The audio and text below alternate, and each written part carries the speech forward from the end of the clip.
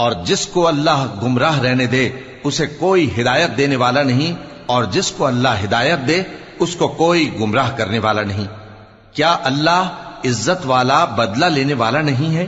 اور اگر تم ان سے پوچھو کہ آسمانوں اور زمین کو کس نے پیدا کیا تو کہہ دیں گے کہ اللہ نے۔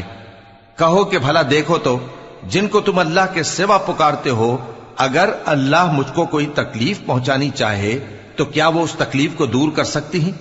یا اگر وہ مجھ پر مہربانی کرنا چاہے تو کیا وہ اس کی مہربانی کو روک سکتے ہیں؟ کہہ دو کہ مجھے اللہ ہی کافی ہے، بھروسہ رکھنے والے اسی پر بھروسہ رکھتے ہیں۔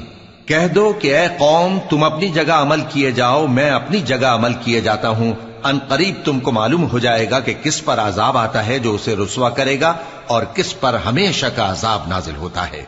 ہم نے تم پر یہ کتاب لوگوں کی ہدایت کے لیے سچائی کے ساتھ نازل کی ہے، تو جو شخص ہدایت